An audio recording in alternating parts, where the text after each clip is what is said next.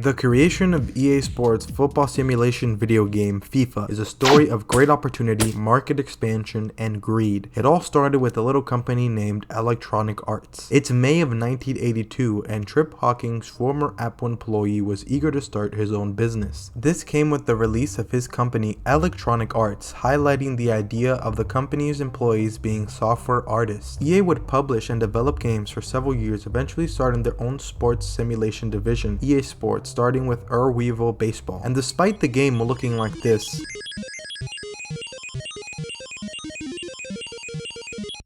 the game would get great praise even from highly acclaimed gaming magazines like Computer Gaming World, calling the game, quote, undoubtedly the most exciting sports simulation game to be released in years, unquote. With the success from Weevil Baseball, EA decided to publish an American sports game calling it John Madden Football under their EA Sports label. Madden, just like Weevil Baseball, was favorably reviewed by Computer Gaming World, starting the beginning of a highly profitable game for EA Sports. These sports simulation games were a great opportunity for EA, allowing for great growth in the late 80s and early 90s. However, there was still a big gap in the sports simulation space. At this point, EA had been targeting American sports and not looking out to the biggest sport in the entire world, football.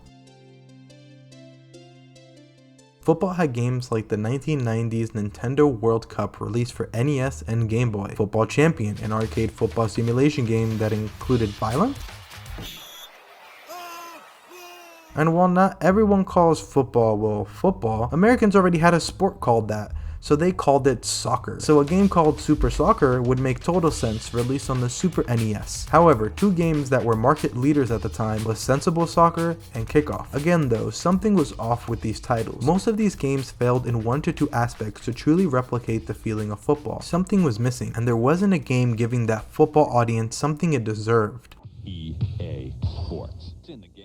Despite the ability to target such a big market, EA were not concerned with creating football games, as the American company did not care about football. The European marketing boss for EA Sports back in 1993, Neil T, was quoted even saying, quote, EA didn't give a shit about FIFA, unquote. Honestly, they still don't. The US publisher at the time was not interested in creating FIFA, being that they weren't interested in the sport, and so wasn't the United States at the time. The EA team in Europe though were very persistent with having the company broaden their reach by creating a new and better football simulation. In America, EA were killing it with their sports game, but in Europe it was very different. The team in Europe noticed this and decided to find some evidence to push the company to fund this football project. David Gardner, the sales and marketing boss for EA Europe at the time, was eager to even get the smallest bit of research to suggest something like a football game would work. This would lead him towards hardcore gamers at the time to try and find this evidence. Computer and Video Games was a very huge UK-based magazine during the 90s, and they showed that 90% of their readers loved football. The UK EA team, alongside EA Canada's Bruce McMillan, would try their best to get the hierarchy in EA to create a football game. It was going to be hard to convince them though. The higher-ups in EA would intentionally confuse football with American football in Bruce's initial proposition. EA believed the American sports were more than enough, casting Bruce and the European team aside for the time being. They did not give up with their idea to create this new football game though. After some talk, the people at EA decided it was time to give them a chance,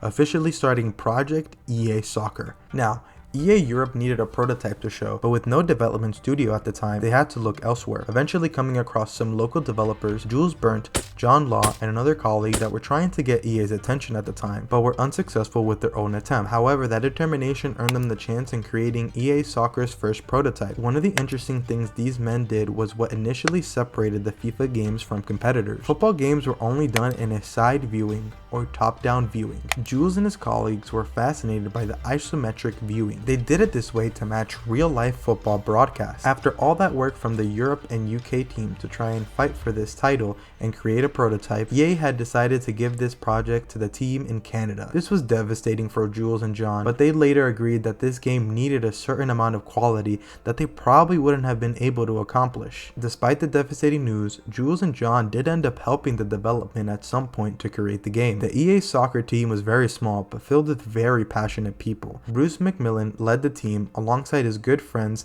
Jan and new recruit Joey. Joey would be a development manager, and while all of this was new to him, he learned every day and was a big character in that team. EA Sports presents FIFA International Soccer, the most realistic soccer game ever created for the PC.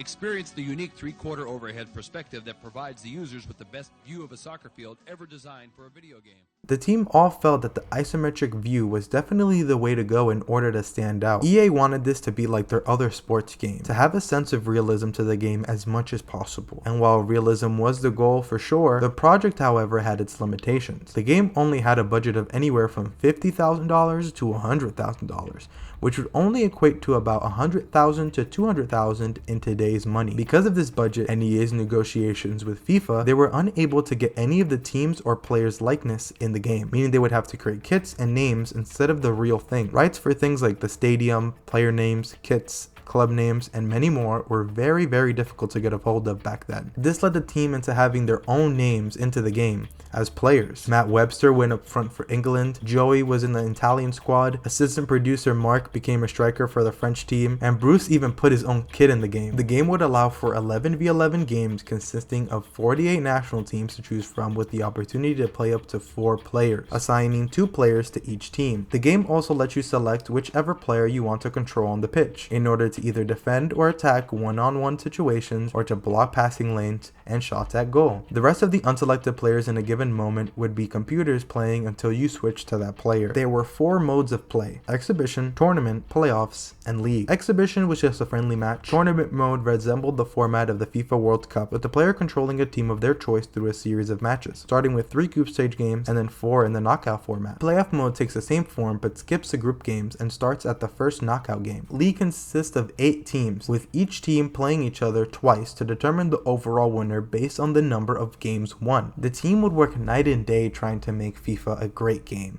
clocking 16-hour days together so that the football world can get a game that it truly represents, even having to work Christmas, where people from the Canada team were away from family. Out of everyone in the team though, Joey was one to help everyone come together, even making food for everybody during the long holiday hours. With this time and effort, the European team was called in to help. Despite all this hard work and dedication, EA's hierarchy did not think FIFA would be successful. This doubt would bleed into the team's meeting, with the higher-ups even having thoughts of canceling the project entirely. The team responsible for FIFA would have to re-justify the game over and over again. The team worked till they couldn't anymore. The only thing keeping them going was some promising words from Bruce saying, quote, "This is gonna be hard, but I assure you this is going to be something you will remember for the rest of your lives," unquote. It's now the summer of 1993 and everyone has worked their butt off for this game when Bruce decided to take the game home and play. Quote, "I took the game home, I played it, and I said to the UK guys, it's time to ship this thing," unquote. Before releasing the game though, EA had showcased it in a World Cup qualifier match between England versus Poland to represent the game to 150 guests right before kickoff. The sales predictions were tremendously high in Europe compared to the United States,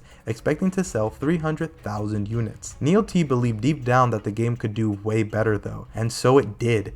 The game would release December of that year, selling 500,000 copies and becoming the best-selling game in the UK that year, kicking off a multi-billion-dollar franchise for EA.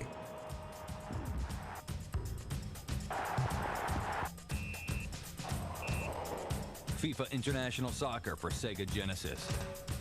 If it's in the game, EA Sports. It's in the game.